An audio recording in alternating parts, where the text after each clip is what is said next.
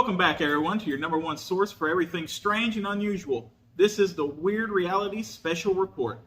As always, I'm your host, Logan Kraft, here at the helm. Tonight, we cover the ongoing topic of, is it an owl or Bigfoot in disguise? And then, we phone in to Area 51 for our weekly check-in.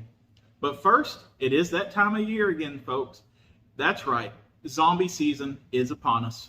With a special report in the field, let's hand it over to our esteemed colleague, Scott Baker.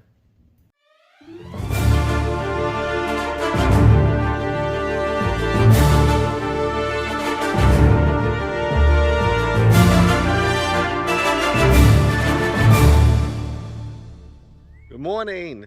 I'm Scott Baker. I'm going to be the host for today's Wyrd Realities podcast. Today I'm putting aside the weird and tending more toward the reality. Some of you may recognize what's behind me. It's Evans Cemetery. This is the location where George Romero filmed the opening scenes of Night of the Living Dead.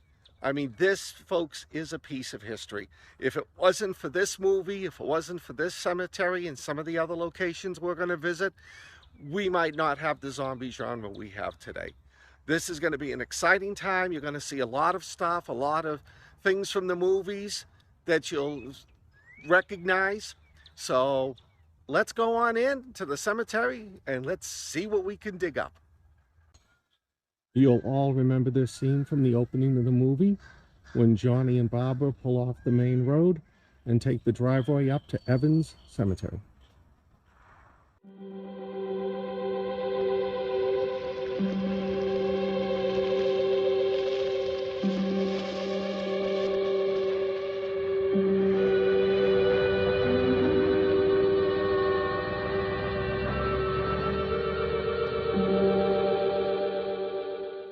In the opening shots of the movie, Johnny and Barbara come up this driveway and then continue straight. That's all an effect to make it look like they're going deep into the cemetery.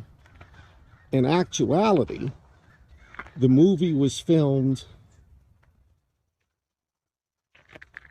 over here in this direction. This is where all the filming, all the scenes from the opening of Night of the Living Dead take place. So let's go over and check things out. This building needs no introduction. It's the chapel that was prominent in the background in so many scenes during the opening of Night of the Living Dead. It is a restored version of the original chapel. The original chapel was uncared for, was falling apart, and was going to be torn down. But there were too many people in the zombie community that didn't want this iconic structure in zombie history to be lost. So there were numerous charities and fundraisers, and they eventually raised enough money to be able to restore the chapel. So this is the location. This is what you see in the background, folks. Nothing wrong with the radio. Must have been the station. Which row is it in? It's in this small area that most of the action scenes in the opening shots take place. Hard to believe this little piece of ground had such a remarkable place in zombie history.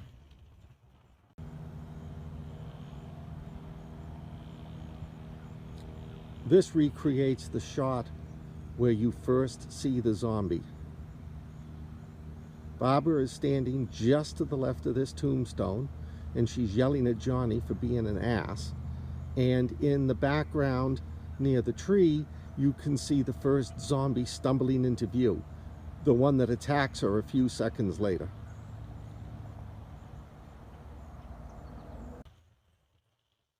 We're at the location where the fight scene in the opening sequence takes place. This is the tombstone that Johnny and Barbara visit. This is where Johnny's complaining about the ride up and their place settings being removed. And this is where he teases Barbara. "They're coming to get you, Barbara."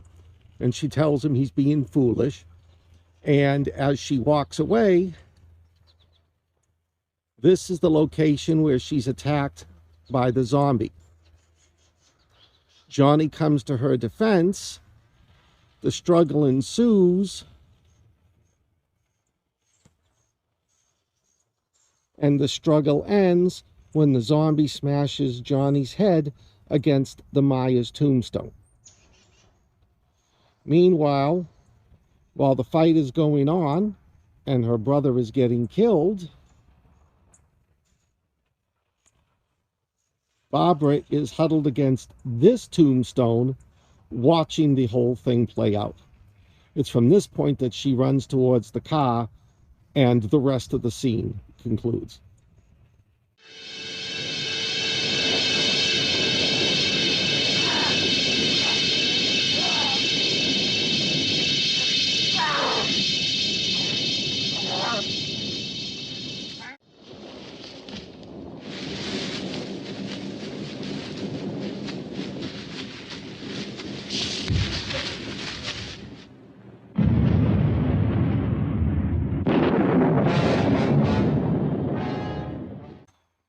Some of you might not recognize this location because the bridge has changed a lot over the years.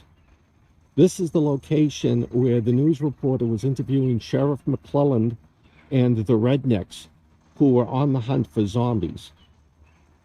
A few minutes after the interview scene here, they went to the farmhouse and wound up killing our main hero. Chief McClellan, how's everything going? Oh, things aren't going too bad. Men are taking it pretty good. You want to get on the other side of the road over there? Chief, do you think we'll be able to defeat these things? Well, we killed 19 of them today right in this area. Those last 3 we caught trying to claw their way into an abandoned shed. They must have thought somebody was in there. I can't get any closer because behind me is private property, but this is the location where they filmed the majority of Night of the Living Dead. The log cabin back there stands on the spot where the original house stood. When George Romero asked the owner if he could do filming there, the owner told him, yeah, destroy the place, I don't care, because he was tearing it down anyways to build up this log cabin. So everything you see in the movie, the attack of the zombies across the field, the explosion of the pickup truck, the invasion of the home, took place right behind me.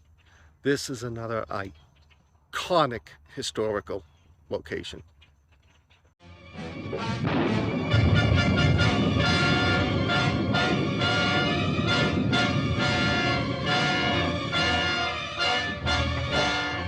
Here's a close-up of the log cabin where the original house stood. And I believe that barn in the background may be the location of the gas pump where the big explosion and fire occurred. Not 100% certain of that, but it does look a lot like the original.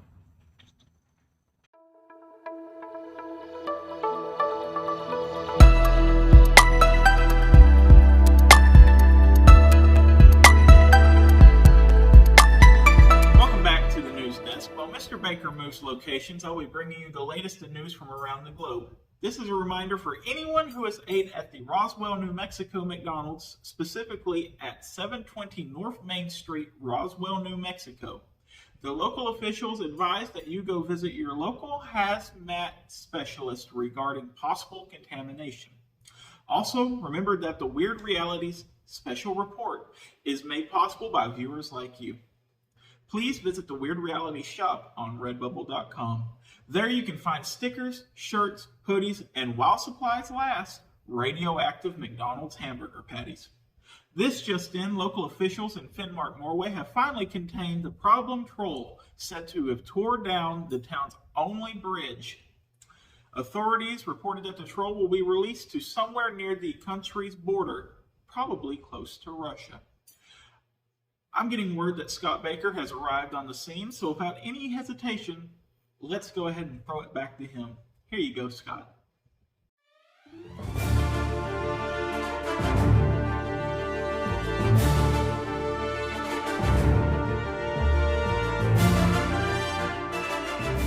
This is Bosman Airfield.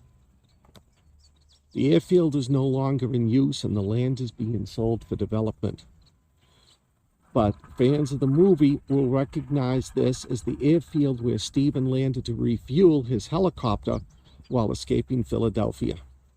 This is actually the location that Steve landed the helicopter. You can see the light post from the movie. The pumps are gone, but if you walk over here, you can see where the pipes for the pump still remain. And then over in that section was the pile of boxes where the helicopter zombie climbed up and got his head chopped off.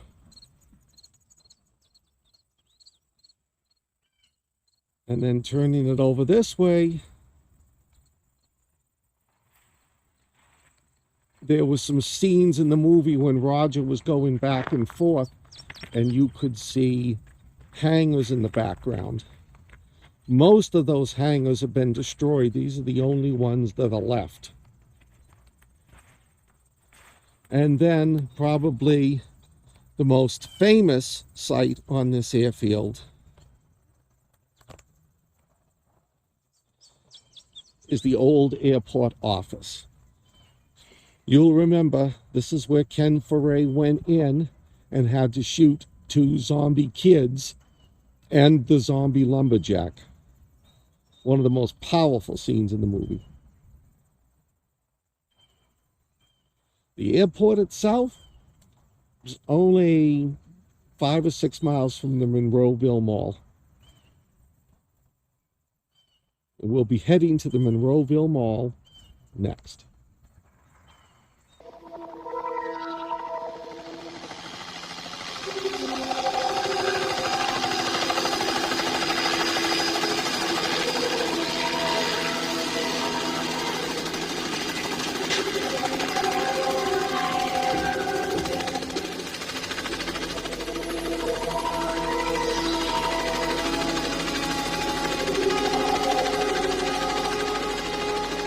Shit, man. Damn near empty. I got this one. There's a lot of private planes in farm country like this. I guess they all hit the pumps and they took off. Yeah, to where? Got some here. Can you handle that? Yeah, I got it. I'm gonna see what's left in the hangars.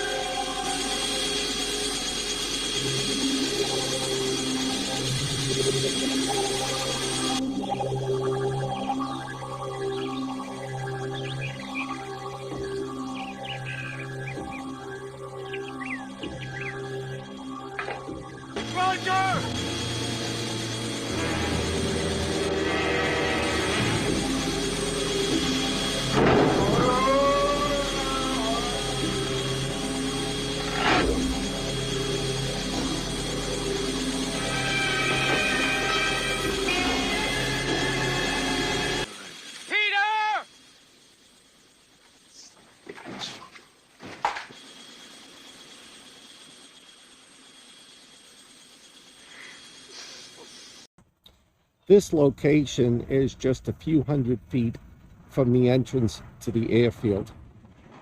This was the road that the National Guard and the rednecks were gathering on, shooting zombies in the field, drinking beers, taking photographs together. That red house in the background is still there, hasn't changed from the time the movie was made. And over here off to the left, where Maple Crest now is, this used to be the field where the zombies were coming across and the rednecks and the National Guard were doing target practice. We're still pretty close to Johnstown. Those rednecks are probably enjoying the whole thing.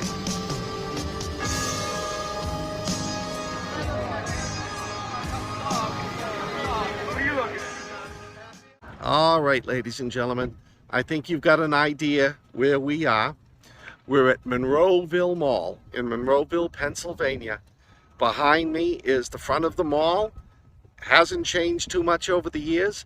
And inside is where George Romero filmed Dawn of the Dead. We're going to go inside. We're going to see some of the locations where they were filmed. A lot of them have changed. Some of them are still around to an extent, but we're going to have a good time. See you inside.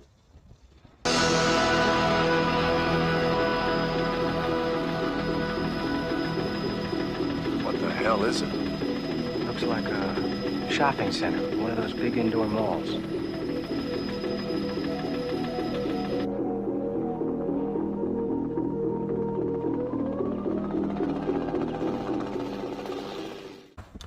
And here's the parking lot. And in the background, you can see the chain stores. This was in one of the opening scenes when they arrived at the mall, where the zombies were shambling across the parking lot to get to the mall.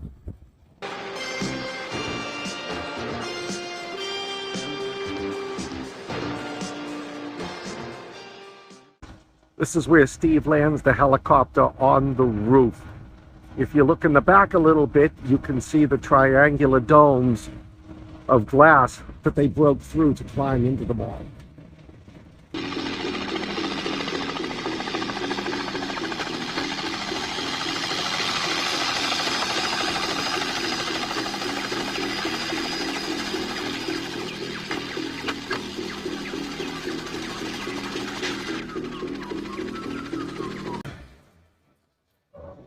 This is the inside of the Romero Mall today. It's been modernized quite a bit since the 1970s. But it is inside these walls that the classic movie Dawn of the Dead was filmed. This is the corridor behind the stores in the mall.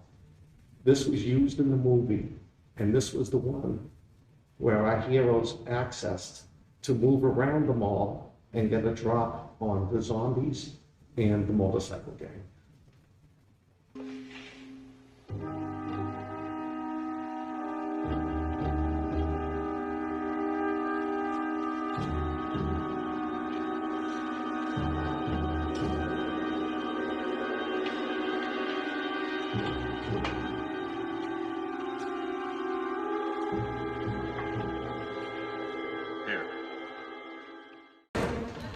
Fans of the movie know this escalator very well. This is the escalator that when it was turned on, the zombies were caught on it and they were stumbling all over the place, not knowing what to do. The original escalator has been replaced with this modern one, but there are some remnants of the original escalator in the Living Dead Museum. It was in this part of the mall that the clock tower used to stand before they took it down.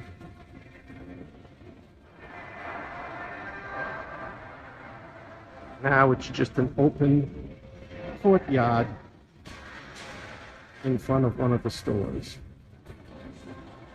And if you look over here to the bottom of that pillar in the center, that is the bust of George Romero.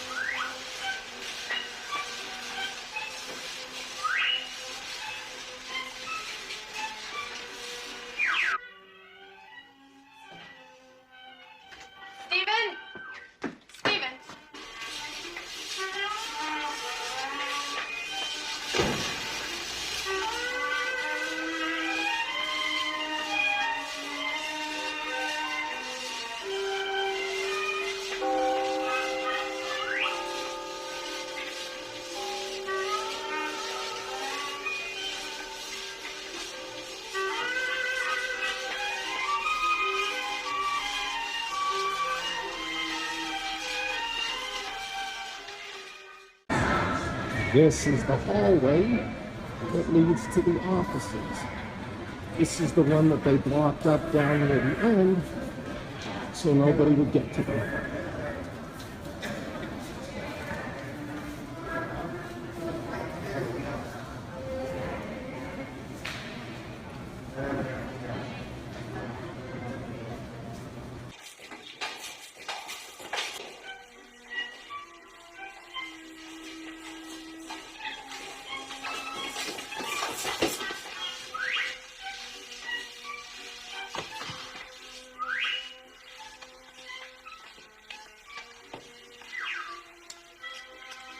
What do you think? Bag it or try for it? You game? I need lighter fluid. You got it. and everyone should remember this. This is the corridor leading to the door that led upstairs, where our reluctant heroes lived, until their place was overrun by zombies and motorcyclists. This whole area has changed completely. In the movie, this was the second floor location of J.C. Penney. The pillar on the far left and the pillar on the right mark where the front entrance used to be. This was the scene with the metal gate door that they were trying to get open, and they lured the zombies up to the second floor and then slid down the escalator in the back to the first floor. I'll be showing you some of those scenes in a minute. Won't open. Not working. All right.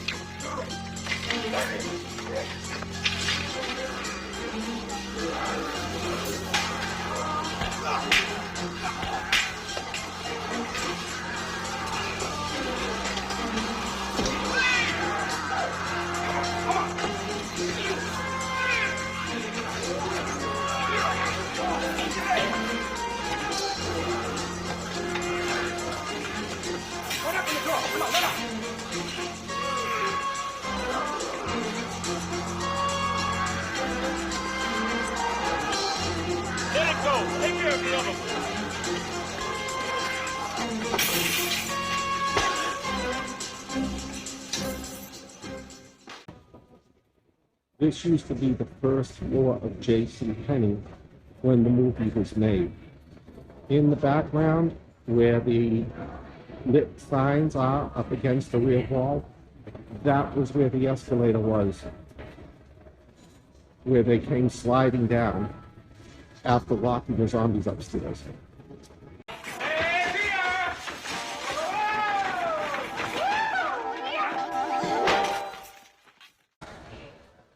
You all remember these?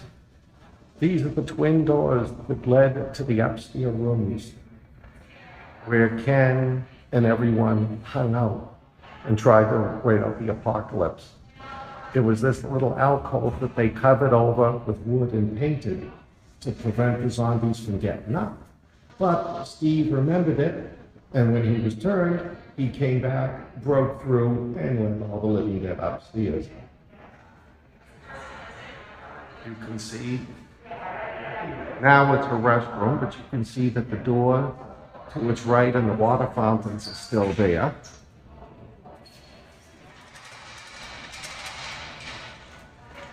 And if you look down this way, you'll see the hallway where Steve led the zombie door.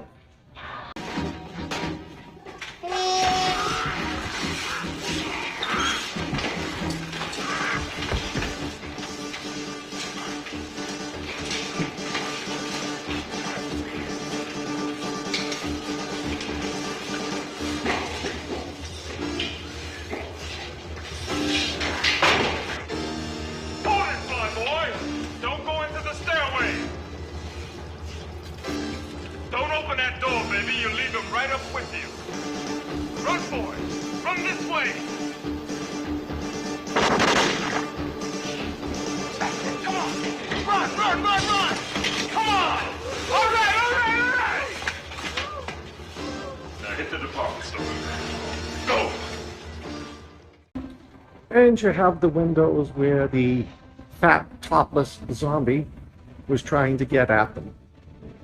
These creatures cannot be considered human. They prey on humans. They do not prey on each other. That's the difference.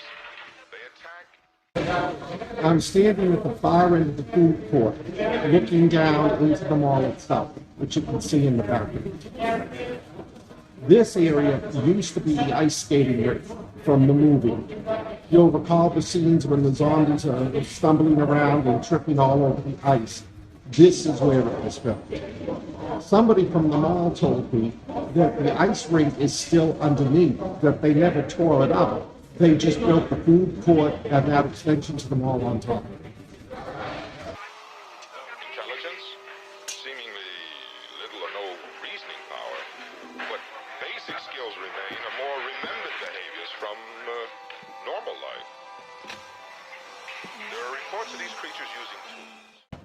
And of course, everybody remembers this classic scene when Ken Foray was pushing his wounded buddy in a wheelbarrow, securing all the exits so they could live at the mall.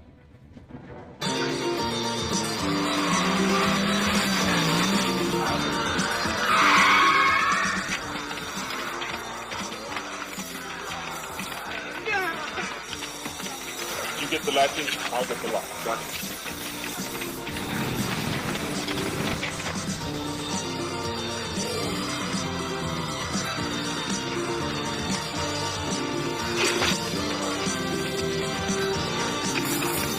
About 100%. And this road marks the beginning of the end for our heroes at the mall. This is the road that Savini's biker gang comes down. They travel through this road, cross the parking lot, break into the mall, and then all hell breaks loose.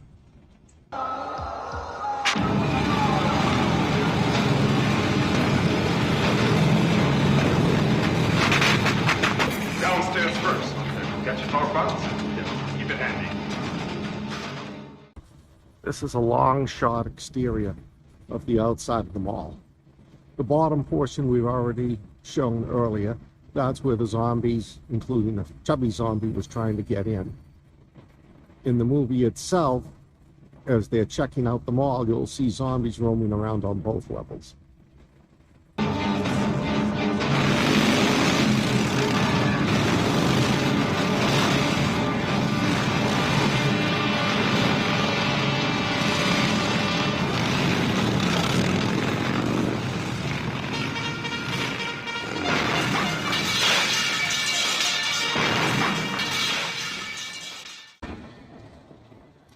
Right now we're standing in front of Macy's. This was the spot where the beautiful fountain used to be. The one that after Savini's biker gang broke in, they drove around it in circles, shooting zombies into the water. The escalator off to the right wasn't here back then. That was added since the movie was made, and this area has been dug up and now turned into a children's play area.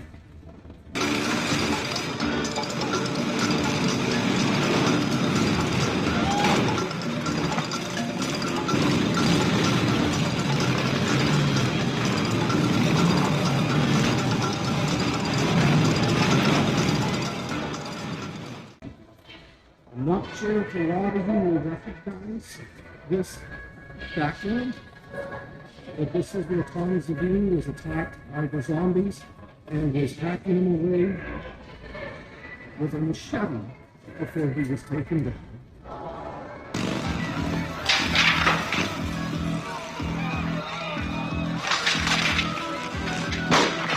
Say goodbye, creep.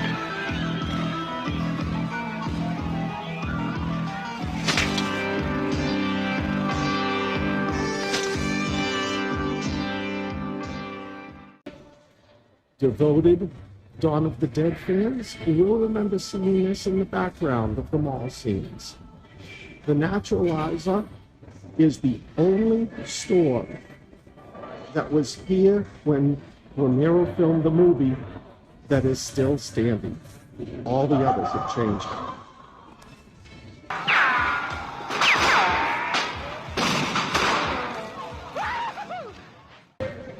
We all remember the scene in the movie where Savini's having the gunfight with Ken Foray, and Ken shoots Savini, and he falls off the rail into the first floor below. This is where Savini was shot and killed. And this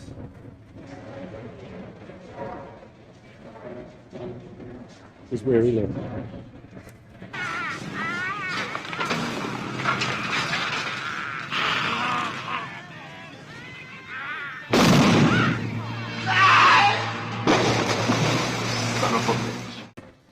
And we all remember that great scene during the zombie biker battle in which the one biker was taking his blood pressure when the zombies attacked him and tore him apart, and the only thing that was left was his arm still stuck in the cuff, spitting blood.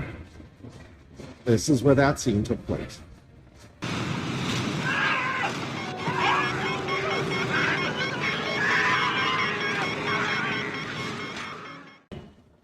And of course, no visit to the Monroeville Mall would be complete without stopping by the Living Dead Museum. And these props were used in Dawn of the Dead.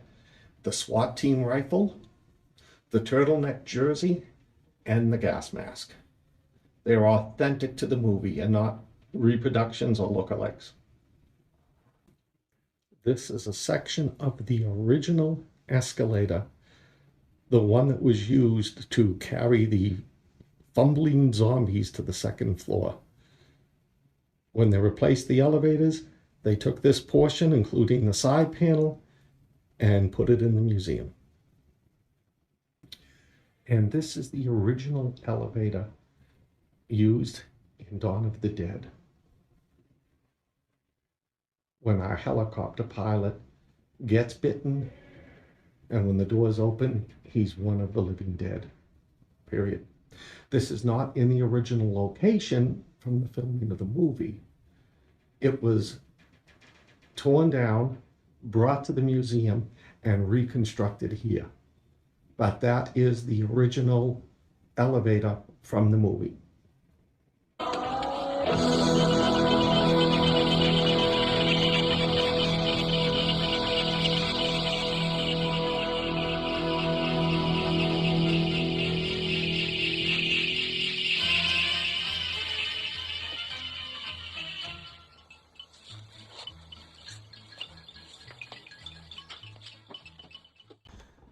All right, ladies and gentlemen, that concludes our video. I hope you enjoyed it. We've seen Evans Cemetery, the location where the house from the original Night of the Living Dead took place. We've seen Monroeville Mall, and we've seen Bowman's Airport. So I hope you had a good time. I mean, if you're a zombie fanatic like I am, this place is better than Disneyland. You all take it easy. Chat with you later. And keep everything weird.